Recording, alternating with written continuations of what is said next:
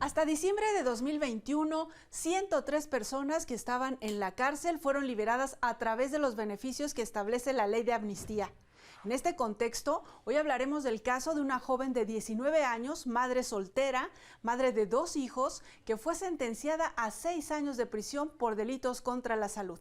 Soy Verónica González, quédate porque aquí te defendemos.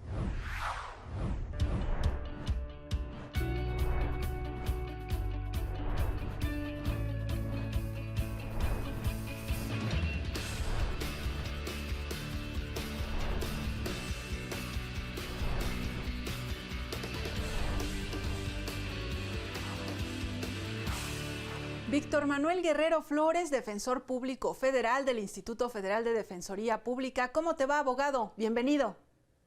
Bien, gracias por la invitación. Bien, pues cuéntanos del caso de Gisela. Sabemos que le vamos a llamar así para proteger sus datos personales. En este caso, ¿ella qué delito comete y en qué circunstancias ocurre la detención?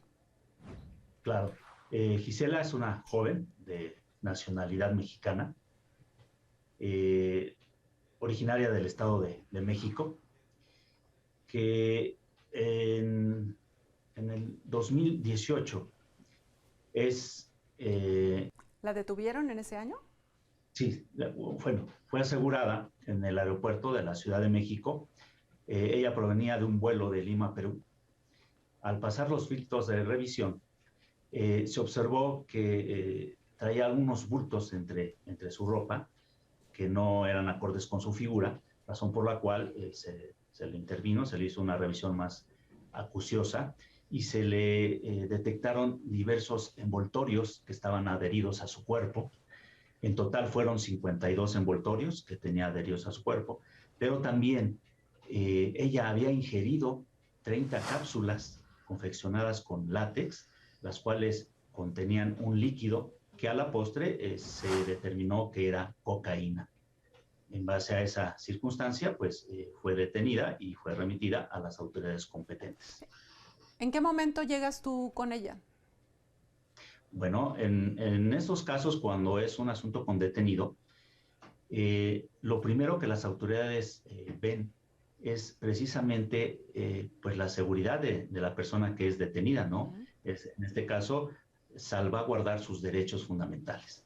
Como ya lo mencioné, al haber ingerido este tipo de cápsulas que contenían cocaína, pues estaba en riesgo su salud, razón por la cual fue remitida directamente a un hospital para su supervisión médica y tratamiento. En este caso, se esperaría que pudiera evacuar esos paquetes con droga, a efecto de que... Muy peligrosa esta situación, ¿no, abogado? Porque si alguna de estas cápsulas tuviera un pequeño orificio, pues las consecuencias para ella serían pues letales, ¿no? Claro que sí, precisamente por eso se le remitió al hospital. En este caso no se le puede dar algún medicamento o algún laxante para que evacúe esos envoltorios, sino hay que esperar que lo haga de forma natural. Entonces, efectivamente, si llega a perforarse uno de estos envoltorios, pues realmente la droga es de alta pureza. Entonces, directamente llega al organismo con el riesgo de una sobredosis y posiblemente con la fatal consecuencia de la muerte. Que en esas circunstancias entonces la llevan a ella a un hospital y en el hospital, ¿qué sucede? Ahí es donde tú te encuentras con ella, realizas las primeras entrevistas ¿o qué sucede? Así es. Efectivamente, como era un asunto con detenido, entonces privilegiando la salud de esta persona, estando en el nosocomio, se trasladó todo el personal operativo, o sea, quienes intervienen en esas audiencias, como el juez, su personal, auxiliar de sala, la fiscalía y la defensa pública, porque en ese momento no contaba con abogado particular. Razón nos trasladamos al hospital. En el área nos asignaron un área donde se implementaron las cámaras, hizo la grabación de la audiencia y en todo momento ella estuvo supervisada por médicos. Por cualquier circunstancia, pues interrumpir dicha audiencia y poderle brindar la atención adecuada. Ahí es donde se plantea en esta audiencia inicial cuáles son, de qué está acusada, ¿no? Claro que sí, es parte de los derechos fundamentales de toda persona, aparte de que cuente con una defensa adecuada, que se le haga del conocimiento quién y por qué es acusada, En ¿no? ese momento tú ya habías conversado con ella. ¿Cuál es esta primera situación que tú vives? Claro, es un requisito de ley el que previo a una audiencia nosotros nos impongamos de la carpeta de investigación, es decir, los antecedentes del caso y tener una entrevista en privada como abogado y representada en este caso, con ¿Y Gisela, qué te la dice? cual se tuvo verificativo. Ella, pues en principio, pues estaba muy temerosa, muy renuente, derivado que este tipo de delitos, este tipo de conductas, o sea, que es el traslado de droga hacia México de otro país, regularmente las personas que la convencen para realizar estos actos, pues le tramitan todos los documentos para que ella se traslade de la Ciudad de México al país donde va a obtener la droga y posteriormente regresa. Al tener todos sus datos, pues se encuentran bajo amenaza. En el caso de que ellos quisieran hablar o señalar tales circunstancias que pueden involucrar a esas personas, pues tendrían represalias en contra de su familia y con los datos que ya tienen de ella, pues sería factible que así aconteciera. Y ella en esta primera entrevista te dice qué es lo que la llevó o cómo tomó esta decisión que ponía en riesgo su vida, puso en riesgo su vida. Claro, pues vuelvo a insistir, ella estaba muy reservada, realmente fue ya con el paso del tiempo que pues me comentó que en realidad lo que le había llevado a esta decisión de trasladar droga era necesidad económica, porque ella tenía familia, dos menores de edad, dos pequeños, y ella como madre soltera, pues sí requería de cierto apoyo económico, pues para brindarle mejores atenciones a sus menores. Desafortunadamente, pues se fue por este camino que a la larga, pues no le trajo buenos Un dividendos. buen resultado. Vamos a hacer una pausa, abogado, y de regreso nos sigues explicando cómo se va desarrollando este asunto y cómo tú buscas por todos los medios brindarle este servicio de una defensa adecuada. Claro que sí. Vamos a la pausa, regresamos.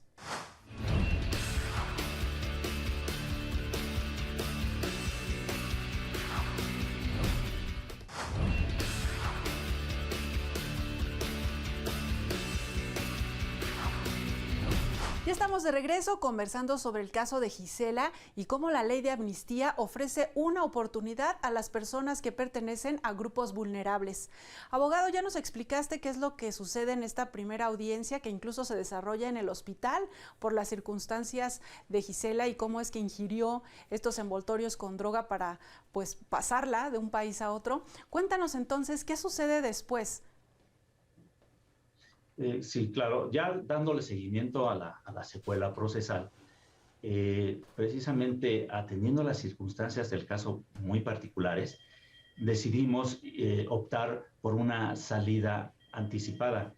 El Código Nacional de Procedimientos Penales establece algunos beneficios a las personas que son primodelincuentes, tales como sustitutivos de la pena, en este caso acuerdos reparatorios, eh, suspensión condicional del proceso, pero por la penalidad que maneja el delito que ¿De cuánto se era? limitaba, era de 10 a 25 años de prisión por esta conducta de introducción de narcóticos al país.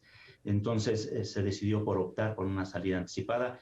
En esta salida anticipada la ley contempla para las personas que son primodelincuentes una reducción respecto a la pena mínima. Entonces fue como se le impuso esa penalidad de 6 años, 8 meses, que fue la reducción máxima que contempla la ley, que fue de 1/3 sobre la pena mínima de 10 años, razón por la cual ella optó por esa salida anticipada, ¿Cuándo? ya que ya la posibilidad de que al 50% pues alcanzar un beneficio preliberacional. Cuando tú hablas con ella de esta oportunidad, ¿no? De este nuevo sistema de justicia penal, ya no tan nuevo, pero cuando le expones todas estas salidas, ¿qué te dice ella? ¿Valora esta oportunidad, pues? Claro que sí, ella sobre todo, antes que pensar en sí misma, pensaba en sus hijos, en sus menores hijos. Entonces, el menos tiempo que ella pudiera estar en prisión sería lo mejor para estar atendiendo a sus pequeños. Me gustaría que aquí nos comentaras por qué, ya te preguntaba yo, qué es lo que la lleva a ella a cometer este delito y un poco de su contexto, para que la gente entienda cómo es que realmente ella estaba en una situación vulnerable. Recuerdo esta parte de que desarrolla problemas, ciertos problemas con las bebidas. Así es, ella pues fue madre soltera muy joven, vivía en un contexto de su familia, sus padres estaban separados, el lugar donde vivía o habitaba, pues un lugar pues algo riesgoso, ¿verdad? En la comunidad, donde pues la mayoría de la gente pues es de escasos recursos, no hay muchas oportunidades. Ella buscando precisamente esa oportunidad, desafortunadamente topó con gente pues no muy, o más bien malintencionada, porque aprovechándose de esa vulnerabilidad, ¿verdad? Y que ella empezaba a tener problemas con el alcohol, la invitaron a un programa donde la podían auxiliar. Pues precisamente en ese programa fue que pues la contactaron y la convencieron para realizar esta conducta. Es importante mencionar esto, abogado, porque ella quizás hubiera tomado otro camino y tuvo esa como mala influencia, ¿no?, de estas personas, y es así como llega pues a cometer este delito. Cuando tú planteas, ya retomando el tema del procedimiento penal, cuando tú le planteas esta salida a través de este procedimiento abreviado, le dictan esta sentencia, 6 años. ¿Qué ocurre después en este tiempo que ella está en la cárcel? ¿Qué es lo que ella hace? Bueno, como parte del proceso, la secuela procedimental, una vez que las personas son sentenciadas, pasa a otra fase que se llama fase de ejecución. Entonces, atendiendo a la penalidad que se le imponga y a no alcanzar beneficios, tiene que permanecer durante cierta temporalidad recluida. En este caso fue en el penal de Santa Marta. Si bien es cierto, con la sentencia se le limita su derecho al libre tránsito, precisamente durante la completa de la misma, pero otra serie de derechos siguen latentes, ¿no? Derecho a la salud, derecho a la educación, derecho a que la visiten, derecho a tener interrelación con sus menores hijos, con su familia, con el propio abogado. Entonces, forman parte de los derechos fundamentales que toda persona privada de libertad tiene. En base a eso, requieren también de una asistencia legal durante esa etapa. Entonces, la Defensoría Pública brinda también esa asistencia en esa etapa de ejecución. Entonces, como programa que le impone el Código Nacional de Procedimientos Penales y la Ley Nacional de Ejecución de Penas, es realizar una serie de actividades, ¿sí?, tendientes a la reinserción una vez que cumpla la condena o alcance algún beneficio. Esos programas, obviamente, también están relacionados con las condiciones de internamiento. ¿Por qué? Porque debemos estar al pendiente de que durante su estancia en el centro penitenciario no se vulneren esos derechos fundamentales, ¿no? ¿Y qué actitud mostraba en estos años de prisión Gisela, en cuanto a todo lo que me mencionas? Claro que sí. Pues durante ese tiempo, como seguimos a cargo de su defensa, pues ya hubo un poquito de más apertura por parte de ella, ya hubo más confianza, ¿verdad? Viendo que pues lo que se le había comentado que le podía convenir en base a su asunto, pues iba dando en ese contexto.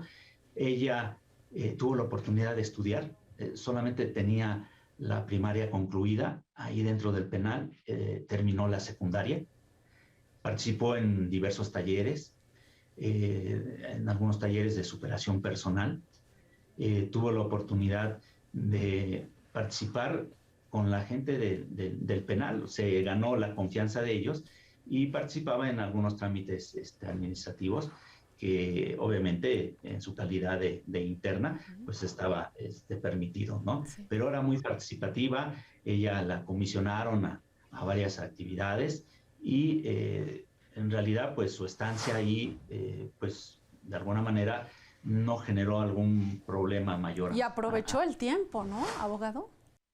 Así es, pues es que hay una serie de beneficios que que dentro se pueden aplicar. del penal. Vamos a hacer una pausa y de regreso nos cuentas precisamente eso. ¿Cuáles fueron los siguientes pasos que diste tú como defensor de Gisela?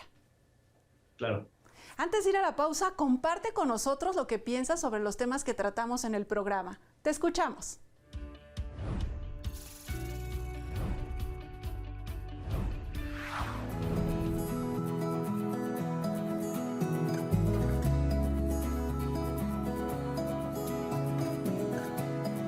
Mira, yo pienso que está mal porque, bueno, hay muchas, se puede ver del lado de que pues está la persona con la necesidad, ¿no? O sea, hay que comer, hay como que buscar cómo sustentarse, ¿no? Y de otra parte porque pues al final de cuentas es un delito, ¿no? O sea, la persona debe estar consciente de que la acción que está realizando pues está mal, o sea, está en contra de las leyes. Yo pienso que está muy mal. Efectivamente, sí se daña el organismo, están exponiendo su vida. Sí hay mucha necesidad a veces, la falta de oportunidades, pero es que muchas veces se van hacia lo fácil, porque sí hay trabajos, están los trabajos de limpieza que nadie los quiere hacer y que sí podrían obtener por ahí ingresos. Hay gente de sectores donde hay la pobreza extrema, en donde son utilizados precisamente para transportar la droga. Ese es un problema que es grave.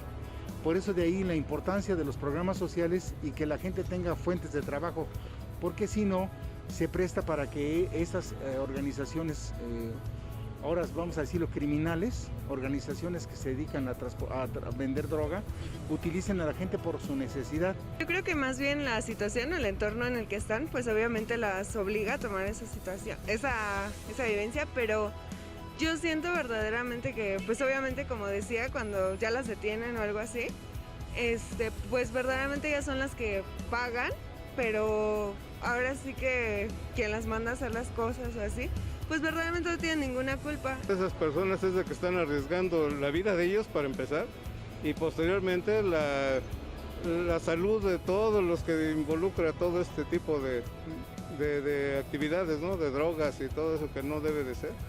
Totalmente en contra de esas personas. Pues yo creo que todo lo que ellas hacen es por necesidad. La situación está muy difícil, hay mucha delincuencia, sí, pero también hay mucha necesidad. Y más si son personas indígenas, pues yo digo que más que nada lo hacen por su familia, por casa. La verdad no hay muchas oportunidades. Si no hay para la gente que vivimos aquí, mucho menos para la gente que viene de provincia.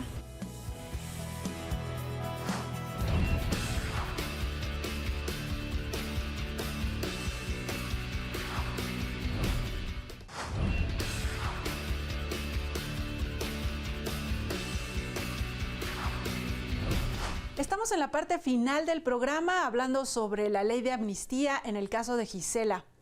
Abogado, pues justo, explícanos cómo es que llegan a considerar esta opción de la ley de amnistía. Claro. Durante su estancia en el penal, fue en el año 2020 que por iniciativa del Gobierno de la República se estableció esta ley de amnistía.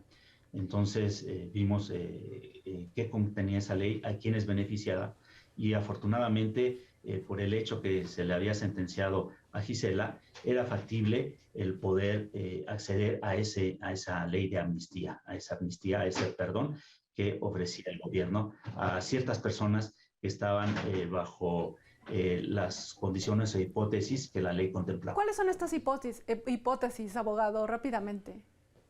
Claro que sí.